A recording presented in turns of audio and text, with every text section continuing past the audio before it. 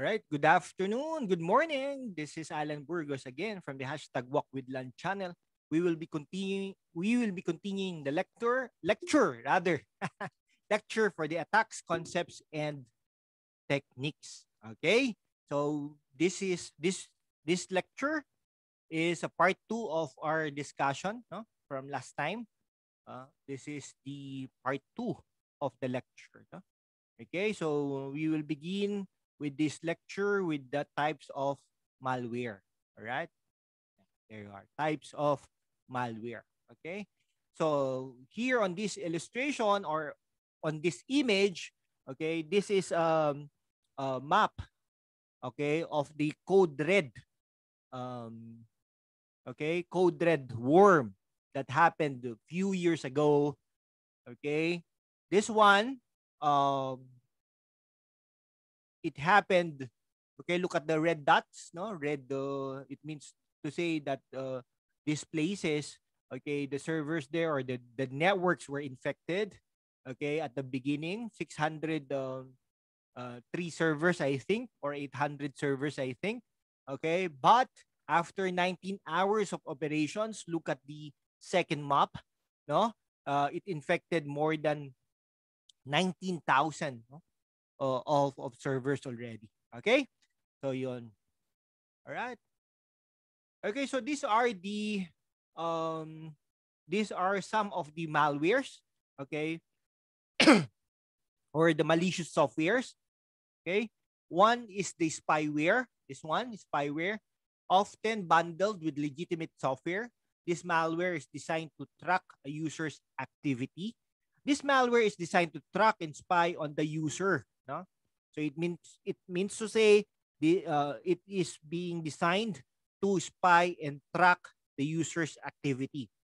Spyware often includes activity trackers, keystroke collection or keystroke loggers, and data capture. In an attempt to overcome security measures, spyware often modifies security settings. Spyware often bundles itself with legitimate software on or with the Trojan horses. Okay? Now, the next one is adware. Okay, from the first two letters, ad. It means to say that is an advertisement. Sometimes bundled with other software, the malware is designed to automatically deliver advertisements. Okay, do you love free softwares? Okay, more or less, if that is free, there is an advertisement on it. Advertising supported software is designed to automatically deliver advertisements.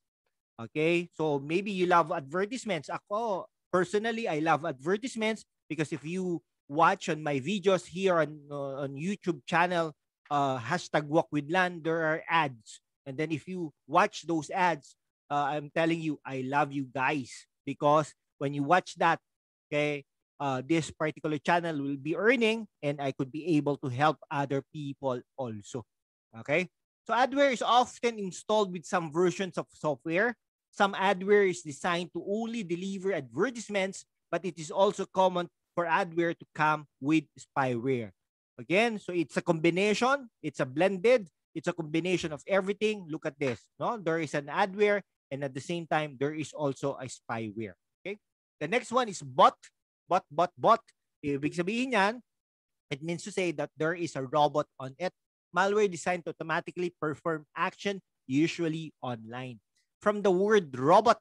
A bot is a malware designed to automatically perform action, usually online.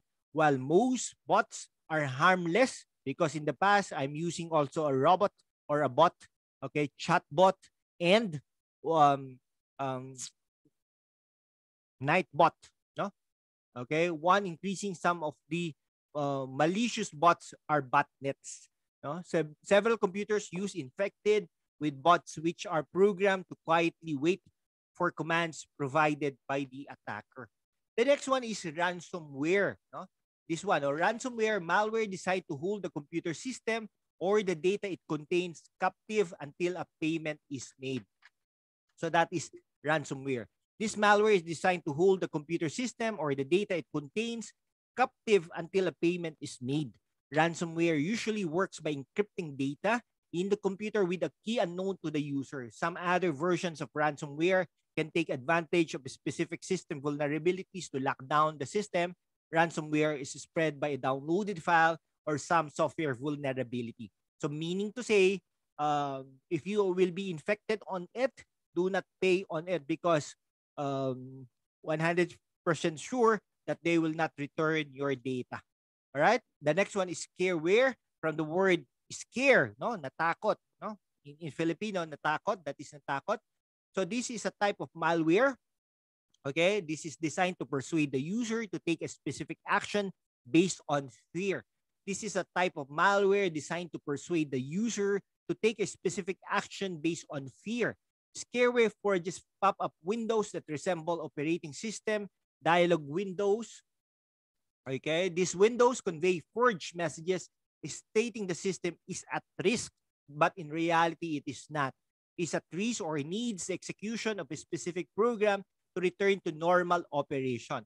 In reality, no problem were assessed or detected, and if the user agrees and clears the mentioned program to execute, his or her system will be infected with malware. Ooh. The next one is Rootkit. Rootkit, malware designed to modify the operating system to create a backdoor. Rootkit, the malware is designed to modify the operating system to create a backdoor. Attackers then use the backdoor to access the computer remotely. Most rootkits take advantage of software vulnerabilities to perform privilege escalation and modify system files. It is also common for rootkits to modify system forensics and monitoring tools, making them very hard to detect. Often a computer infected by a rootkit must be wiped and reinstalled. Virus. A virus is a malicious executable code that is attached to other executable files. Other legitimate programs, most viruses require end-user activation and can activate at a specific time or date. Viruses can be harmless and simply display a picture, or they can be destructive also. So both, such as those that modify or delete data, viruses can also be programmed to mutate to avoid detection. Most viruses are now spread by USB drives, optical discs, network shares, or email. Okay? So virus, it needs to have, it will attach itself to a executable file, and it needs the operation or the cooperation of the user in order for this virus to be activated. The next one is Trojan Horse. No? I hope you remember your literature here. A Trojan Horse is a malware that carries out malicious operations under the guise of a desired operation. This malicious code exploits the privileges of the user that runs it. Often, Trojans are found in image files, audio files, or games. A Trojan Horse differs from a virus because it binds itself to non-executable files. Okay, so that is Trojan Horse. It attaches itself to a legit, to a legit source. No, for example, a picture, etc. No, it seems it's legit, but in reality, it is not. It is harmful. Okay, the next one is worms. No, remember the lecture that I gave you a while ago, or the image that I gave you a while ago. That is the these are the maps. No, at the beginning, only couple of servers, no, globally, and then after 19 hours of operations, that is the number of servers that were infected already. Okay, so that is a worm. The next one is man-in-the-middle attack. The MITM or MIM allows the attacker to take control over a device without the user's knowledge. Hindi mo alam, no? You really do not know, and your machine has been infected on it. With that level of access, the attacker can intercept and capture user information before relaying it to its intended destination.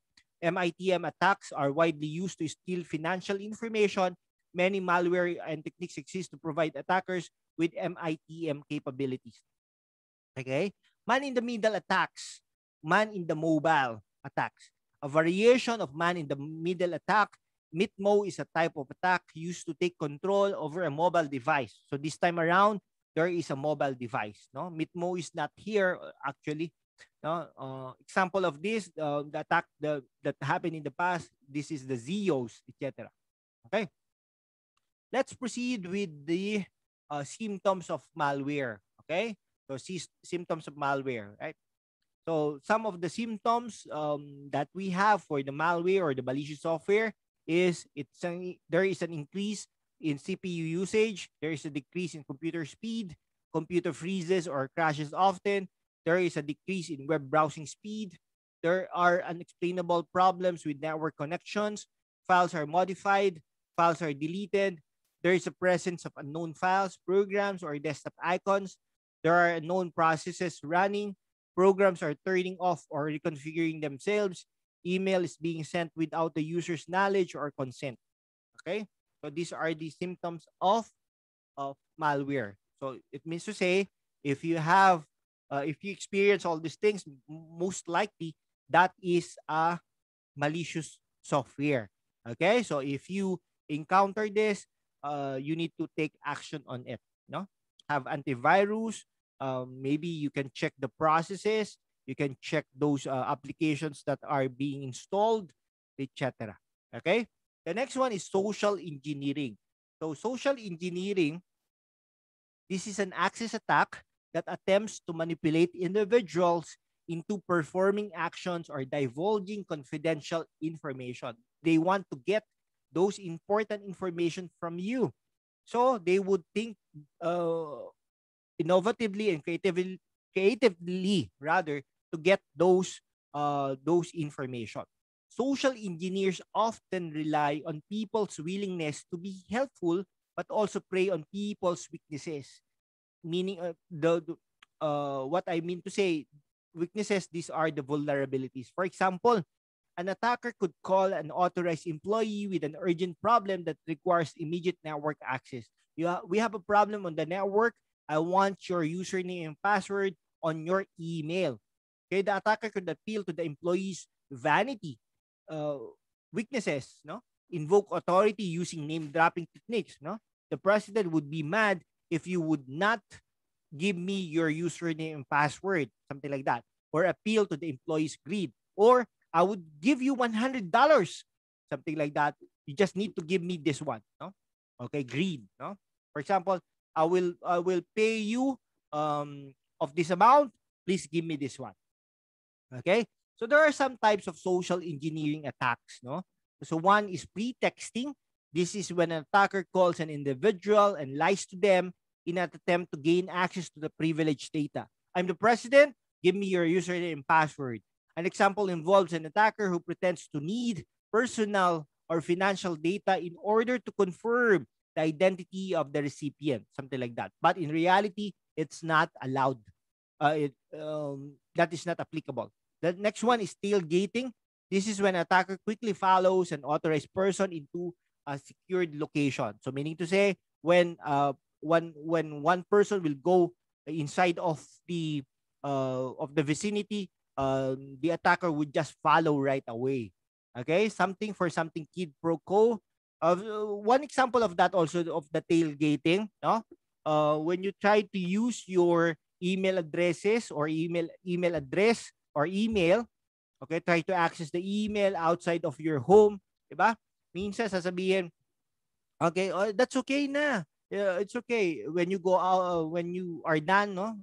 The internet shop person would tell to you, that's okay. Ako nang bahala. I will be in charge, no? But in reality, you didn't lag out yet, no? So yun, no, that is an example of tailgating also, because okay, if you go out na of of the vicinity or of that internet shop, okay, right away that particular person would try to, okay, browse your email addresses, no? Okay, all right, so every time I experienced that, guys, no? In the past, when I tried to use for experiment purposes only, I tried to use uh, e- uh, uh, a computer on an internet shop, no? Okay, and try to go to Google, no? Google Chrome, and then presto, no, there are email stuff there. No, maybe the last person who used that machine. No, I was able to literally, I was able to see the emails, no, of that person. Buti na lang yung email na yon, mga pa-cute-cute lang, meaning to say mga love letters, etc.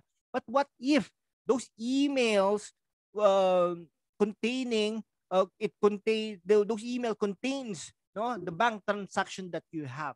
If that is the case, voila. All right. The next one is something for something kid pro, meaning to say this is when an attacker requests personal information from a party in exchange for something like a free gift. You have a free gift, you need to fill up this form. Okay, so that is also a dangerous thing.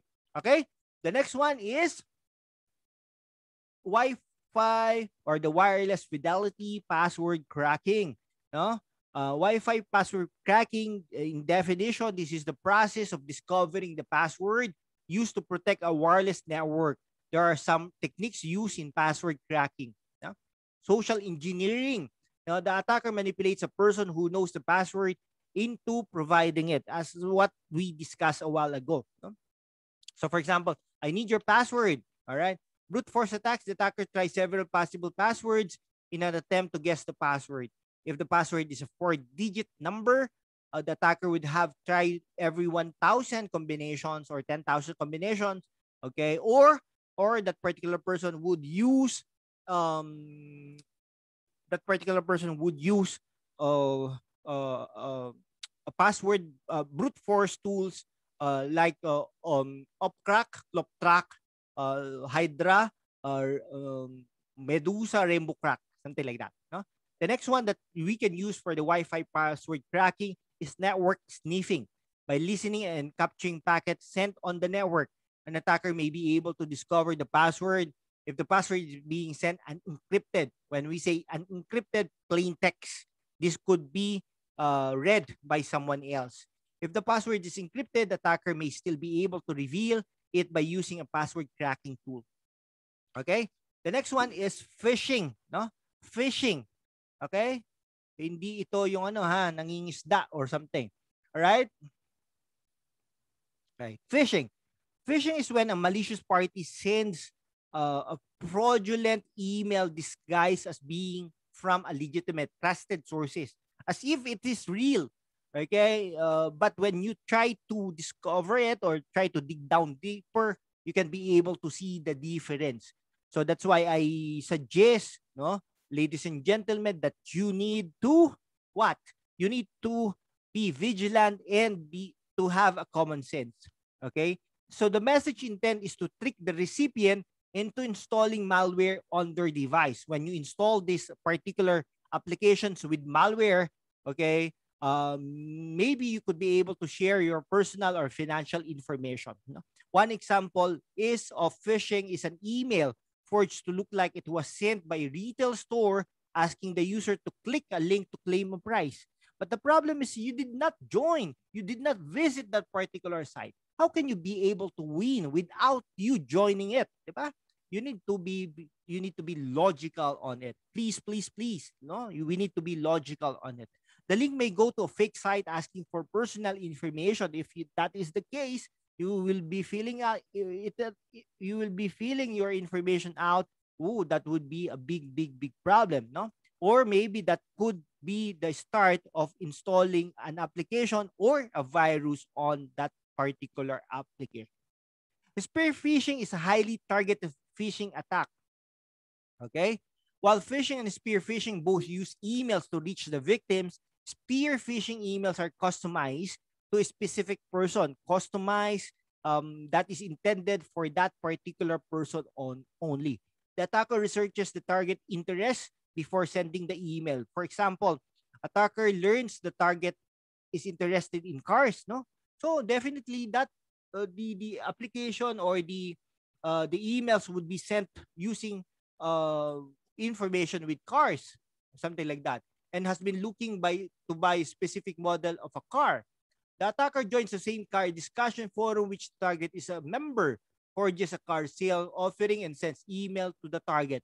The email contains a link for pictures of the car, when the target clicks on the link, malware is installed on the target's computer. That's why I suggest you need to be to have a common sense on it.